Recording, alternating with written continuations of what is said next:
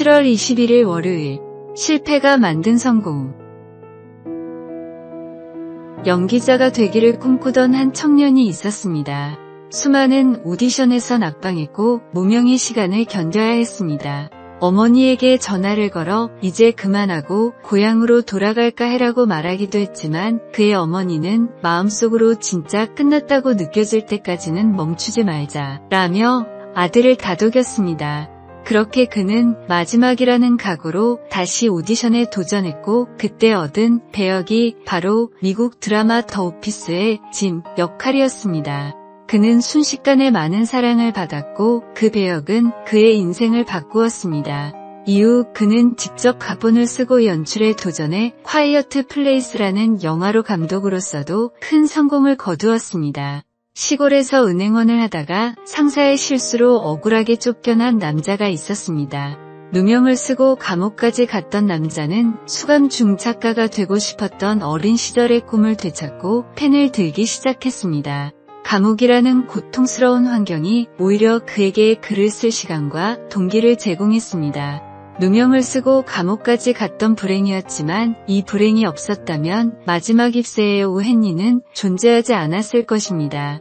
스페인의 무노세르반테스도 군대에서 장교로 근무하다가 누명을 쓰고 불명예제대를 당하지 않았다면 평생 펜을 들지 않았을 것이고 우리가 아는 돈키호테도 존재하지 않았을 것입니다.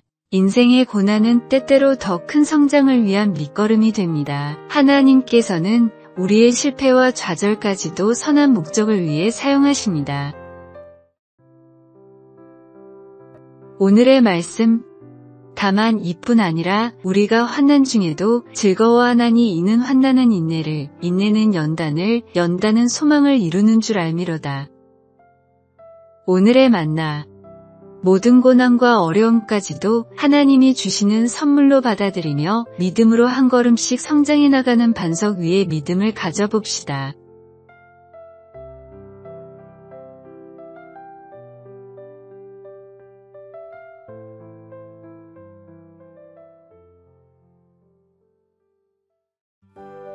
(7월 22일) 화요일.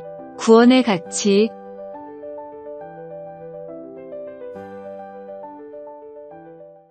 한때 스크린과 TV 드라마를 누비던 국민 배우가 있었습니다. 성 굵은 연기와 강렬한 카리스마로 주로 악역이나 깡패, 권력자 역할을 맡으며 큰 인기를 끌었습니다. 매체에선 늘 무서운 인물로 등장했지만 실제 삶도 평탄하지 않았습니다. 술과 담배, 명예욕, 그리고 사람들과의 갈등, 겉으로는 잘나가 보였지만 내면은 늘 공허함과 분노가 쌓여 있었습니다. 그러던 어느 날 갑작스러운 병으로 쓰러졌습니다. 반신불수가 찾아왔고 대사 한 줄 읽는 것도 버거운 시간이 이어졌습니다. 연기자의 인생도 세속적 성공도 무너지는 듯했습니다. 절망 속에서 그는 처음으로 하나님이 정말 계신가? 라는 질문을 붙잡고 성경책을 펴들었습니다. 치료받고 싶어서, 회복되고 싶어서, 말하자면 조건부 신앙이었습니다. 그런데 설교 중 들려온 말씀이 가슴을 치고 들어왔습니다. 병든 몸보다 더 깊이 아픈 건 병든 영혼입니다. 그날 그는 눈물로 기도했습니다. 하나님, 제 영혼을 고쳐주십시오.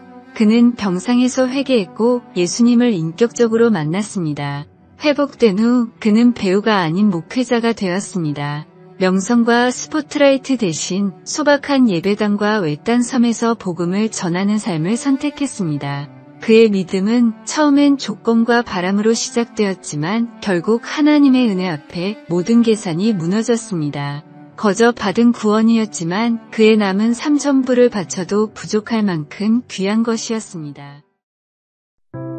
오늘의 말씀.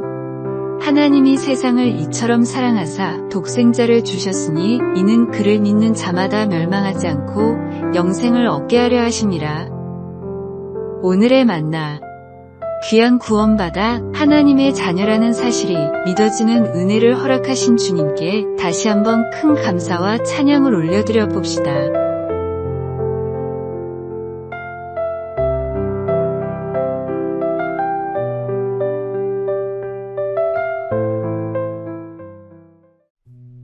(7월 23일) 수요일. 자기관리 결함병.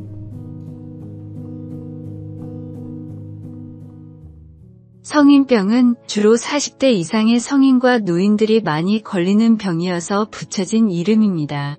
최근에는 성인병 대신 생활습관병이라는 이름으로 불리고 있습니다. 과도한 스트레스와 패스트푸드의 유행으로 성인병에 걸리는 아이들이 많아서 조사를 해보니 노화보다도 생활습관이 더 밀접한 관련이 있었기 때문입니다. 연령보다는 생활 패턴이 더 중요한 요소였던 것입니다. 일본에서 명의로 불리는 시냐 히로미 박사는 여기에 한술 더해 성인병을 생활습관병이 아닌 자기관리결함병이라고 불러야 한다고 주장합니다. 박사의 연구에 따르면 건강을 위한 비결은 전혀 특별한 것이 아니었습니다. 많이 걷기, 가끔 달리기, 충분한 수분 섭취, 복식 호흡, 천천히 씹고 조금씩 먹기 등 기본만 지켜도 건강해질 수 있는데 이 기본을 무시하고 좋은 영양제나 보양식, 특별한 건강관리 방법 등을 백날 찾아 헤매는 사람들이 많기 때문입니다. 기본조차 지키지 않아 생기는 병이기에 히로미 박사는 성인병의 이름을 바꿔야 한다고 주장하고 있습니다. 건강만큼 사람들이 중요하게 여기는 것은 없지만 건강의 비결인 기본을 지키는 사람은 많지 않습니다. 마찬가지로 성장하는 믿음 생활을 위해서는 항상 기본이 중요합니다. 특별한 은사나 체험보다도 매일의 말씀 일기하기도 성도들과의 교제가 더 중요합니다. 오늘의 말씀. 어려서부터 성경을 알았나니 성경은 능히 너로 하여금 그리스도 예수 안에 있는 믿음으로 말미암아 구원에 이르는 지혜가 있게 하느니라. 오늘의 만나. 말씀과 기도, 사랑의 교제와 구제와 선행 등 모든 신앙의 기본을 지켜나갑시다.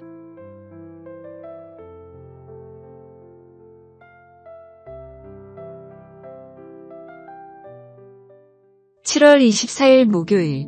나무꾼의 지혜. 한 마을에 나무를 잘 타기로 유명한 남자가 있었습니다. 여러 마을을 다니며 높은 나무를 다듬는 일을 하던 남자는 나이가 들어 더 이상 나무를 타지 못했지만 풍부한 경험으로 다른 정원사들을 감독하는 일을 맡았습니다. 그의 경험과 지혜는 많은 사람들에게 큰 도움이 되었습니다. 하루는 마을에서 가장 높기로 소문난 나무를 다듬는 일을 감독했습니다. 젊은 시절의 노인만큼 나무를 잘 타던 정원사가 위험해 보이는 꼭대기로 올라갔지만 노인은 아무런 조언도 하지 않았습니다. 오히려 정원사가 일을 마치고 거의 평지로 내려왔을 때 여기서부터는 조심해야 하네 라고 외쳤습니다. 모든 사람들이 의아해했습니다. 무사히 내려온 정원사가 물었습니다. 높은 곳에서는 아무 말씀 없으시다가 왜 다 내려와서 주의를 주십니까? 위험하다는 걸 알고 있는 상황에서는 알아서 조심하기 때문에 말을 할 필요가 없네. 이제 끝났다라고 생각할 때는 방심하기 때문에 누구라도 다칠 수가 있다네. 노인의 말에는 깊은 지혜가 담겨 있었습니다.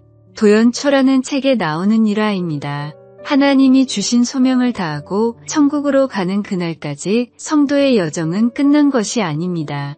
오히려 신앙이 성숙해질수록 믿음의 경험이 많아질수록 더욱 조심해야 합니다. 오늘의 말씀. 그런즉 선 줄로 생각하는 자는 넘어질까 조심하라. 오늘의 만나. 마귀의 강교에 빠져 넘어지지 않게 끝까지 조심하며 믿음을 지켜나갑시다.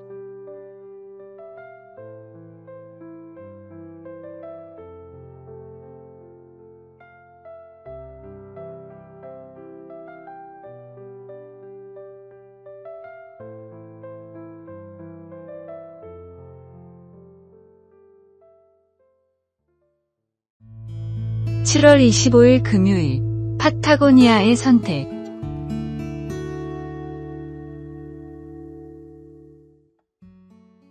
월가의 유명한 회사에 면접을 보러 온 대학생이 있었습니다. 면접이 끝나고 질의응답 시간이 되자 대학생이 조심스럽게 물었습니다.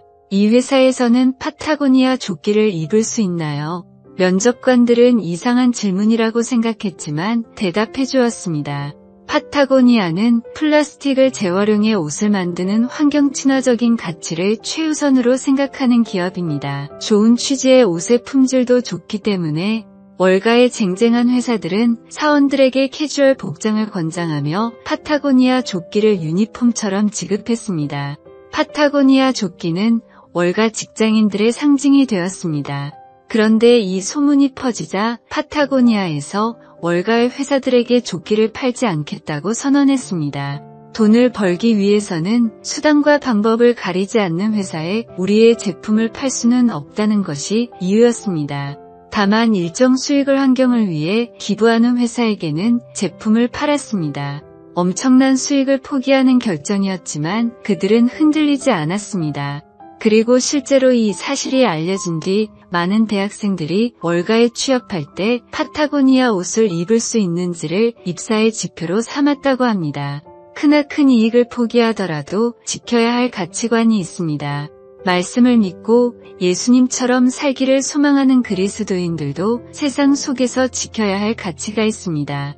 때로는 경제적 손해를 감수하더라도 사람들의 비웃음을 받더라도 하나님의 뜻을 따라 살아가는 용기가 필요합니다.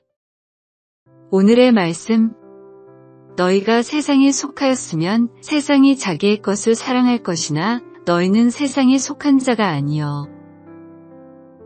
오늘의 만나, 예수님이 가르치신 계명들을 세상 가운데 지키며 살아가는 용기를 구해봅시다.